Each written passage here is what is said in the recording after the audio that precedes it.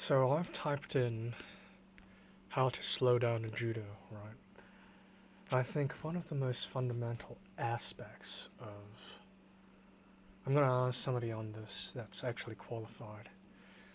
And I'm gonna post this video on YouTube because you look at so many of these people, hidden strategy, all these things, three mistakes, poetry, and nobody has ever posted a video on how to slow down in judo. I just had a training session today with my sensei and everything, and he was quite strict, but he's good. I understand where he's coming from. He's quite fantastic on that. The thing is with white belts and black belts and in-betweeners and what people don't say when you join your club, when you go join and you go to a training session. Of course, it's a way of life, right? It'll take 20, 30, 40 plus years to get good at judo even, and then, it'll take 10 years.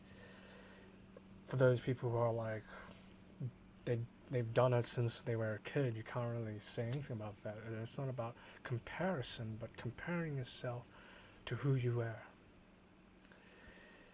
The main thing in this society that we see all this, look at this, amazing, it's just trying to show off the successes, but they don't really showcase the fundamental basics of the techniques and the systems and the framework that judo has implemented. You learn through trial and error in classes, and sometimes it's the best thing you can do is just fix and don't beat yourself up about not doing this right, not doing that right. In judo, I've just recently came back from a long sort of a hiatus, a one-term hiatus due to a concussion from work. And the main key thing is my sensei says to me, slow down, don't get yourself injured and don't injure others. Because you're like being so frantic, you're being like spastic. Most people will judge you on that. They're like, oh, you're a white belt. It's the judgmental attitude that I hate in any martial art contact sports that people do not understand. It is simply not even self-defense. Self-defense is another thing entirely. It's just a sport. That's all it is. It's just a contact sport. People these days have their own egos up to their own heads, thinking that since I'm a black belt, let's be tough. It's not that. It's just simply going back to the basics. When you're training, right? I'm trying to figure out how to slow down. During my experience, I figured out that I felt panicked under a person who is bigger than me. So he showed me this technique, how to get out of a munigatame, or not a munigatame, the one where you're pinning a person. I forgot what the... what's that thing called again? Kodokan techniques here. This is the easiest way I can describe it to you. Pins, pins, pins. These are all pins. Pins. Oh, Jesus, look at how shit this YouTube. Look at this. Look at this. Look at it. Look at it. You just gotta go through this by yourself, don't you? Ashiwaza, nothing. Not this, not this, not this, not this, not... This one, Kamishiho Garame. Or Kuzure Kamishiu Gatame.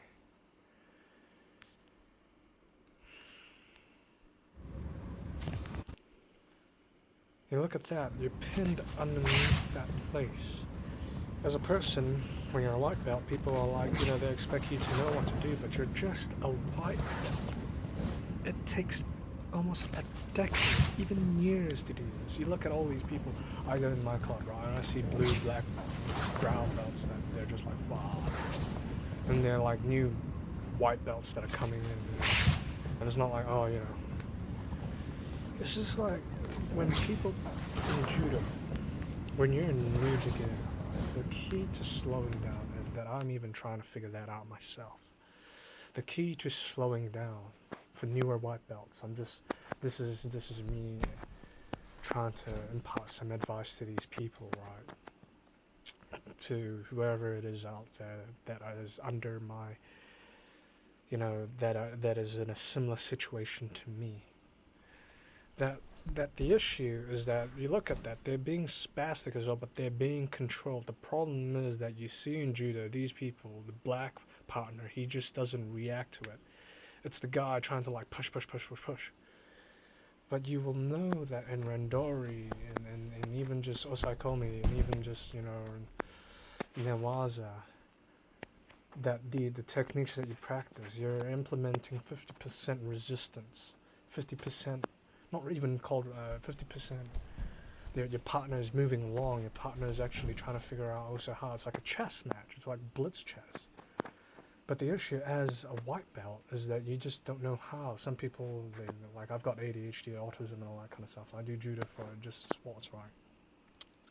And the key point that I faced and I found that in these training sessions in judo, my club, is that simply put, it's just difficult to figure out what gears to change, because of course I've also got a neurological, of course maybe I've almost recovered already, I've got a doctor's clearance, but the facts are that as a white belt you still got to know how to figure out what level to calm down, to just relax, because what I faced is with most of the black belt opponents, some people are great, some people are bad. My sensei, when I try to move, he moves with me, and then it's just like, okay, since I'm trying to clockwise spin on Kamishiho Katame, he's also going to react to it by getting out of that and switching to a different pin. The main issue is you as an opponent, you a white belt, whoever, you're stuck down there. For white belts especially, they don't know what to do, they go fast. And you can't blame them because they don't really know what to do. They feel trapped like a rabbit. Like you trap them with the pin, it's so unnatural, like what am I going to do? This is biology at work. And you can't, and judo is also a sport that you can't think too much. You can't think beforehand. You've got to quickly react, not quickly react, but think certain steps to react to it, and have places to react to it. In the first place, people are saying you shouldn't be in that, but that's something that BJJ says. This is judo. In judo, you go with the flow of something.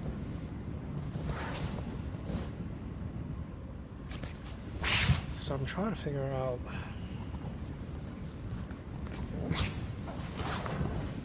in certain positions as a white belt, and I'm not going to, I'm just going to try to help other people who are in my situation. That the facts are, in order to calm down, in order to do, to spar at a light pace with your opponent, with your partner, you have to sort of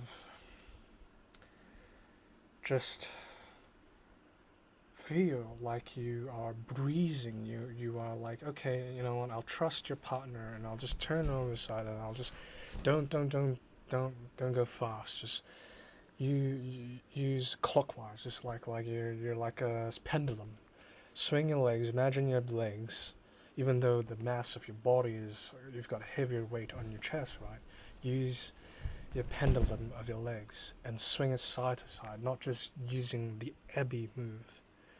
Because these people are black belts. What you see right now, you see all of them having, it looks easy, but it is extremely tough. You're under the pressure to perform, and these people they're just showing techniques. They're not showing techniques with resistance, with, when you look at like the Olympics, let's forget about even the Olympics. Let's just focus on your everyday judo club when you attend this session and you look at how people do, and then you got like people who go to these nationals and stuff like that and just trying to figure it out what to do with it. It overwhelms you. But the person, my sensei says to me, just like how I've always appreciated it, you have nothing to prove. You have nothing to prove. You're just being anxious about your own performance. But it also is another. It's not an excuse. I was like, as a white belt, I'm just like, because I get what they are is like. These people, like, you feel like you're trapped. It's a blitz chess, and you're not really like figuring out, okay, what should I do after this? What should I do after this? What should I do after this? You're thinking, oh, I don't really know that much technique, so I can't get a kimura from here. How am I supposed to get a kimura? And you want to be slow as well, but you don't know how to do a kimura. Yeah, and then, maybe, okay. So, the key point is to visualize in your head slowly. Go with the flow. And relax. Because most white belts, some people are talented, some people are not talented. I have only started in this field for a while, and it is extremely difficult to, against all odds that I'm facing towards my own mental and physical health. I am, it's just about knowing what you can, figure out how to put yourself at a certain level of just go, take it easy, don't be anxious, just let it go. Don't be anxious. Like, you look at all these techniques, man, the way he rolls over the side, I was trying this, but I couldn't figure out how to do it. I mean, these guys are almost of equivalent weight with the Dan, the one with the white and red belt, ninth Dan. I don't know what Dan he is, but damn, he must be. He's really, I don't know what to say. He's actually bigger than the other guy, but most of them, I think these two guys must have the same weight. Probably one's younger, the other's heavier, I think, but they're both the same. You can look at them, and they're both sort of similar in the stature and height and weight. But the older guy is more experienced, of course, and the younger guy has to let the older guy do it because, of course, that's the way of Judo, right? It's a hierarchy. But the key point here is being that in order to take it slow, right, one must just feel that one is relaxing. Relaxing, not too relaxing, but relaxing as in, it's like playing tennis.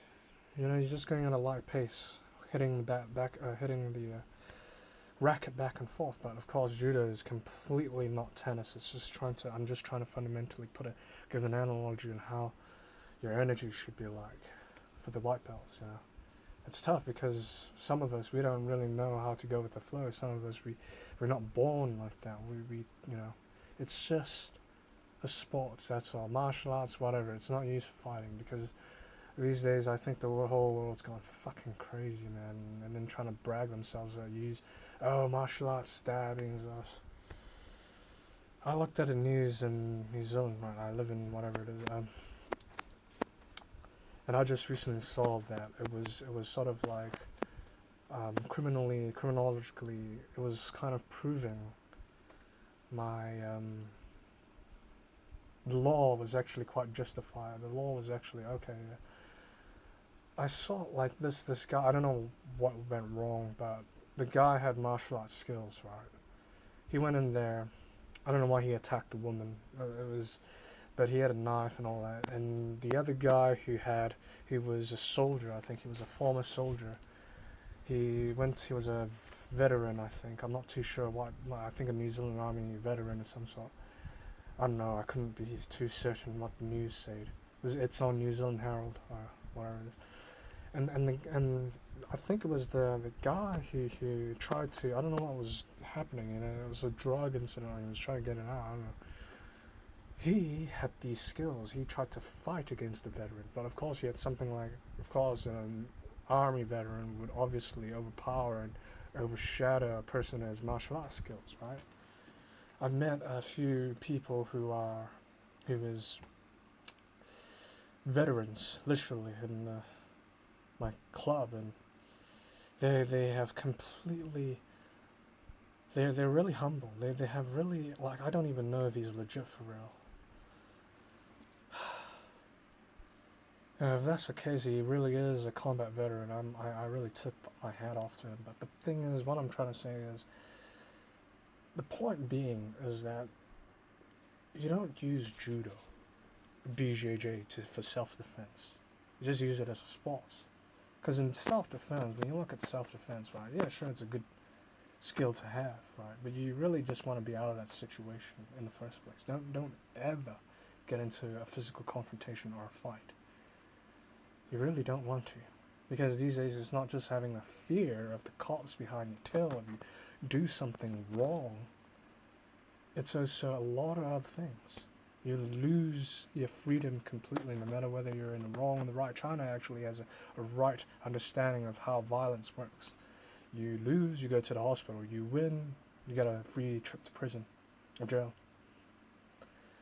No matter who is in the right and who is in the wrong, because you know, the problem is well, I'm not going to really talk about that. I'm just going to say humans have a need to fight fire with fire, I guess, which is the problem with today's society, I guess. But the main point and the issue of being a white belt is just knowing the energy, knowing the rhythm. It's like dance. It's dancing. It's not a martial arts. It's like dance. I haven't danced before in a while. I'm gonna go get some dance classes, I guess. Maybe I should take some dance classes. If you ever taken a dance classes, if you're good with dancing, any type of dancing, salsa and stuff like that, you can translate that into judo knowledge. Because dancing and fighting was, I mean, well, different, but you know how to use the rhythm in dancing and to have the same kind of energy and impact in judo. That's what I'm going to just say here for.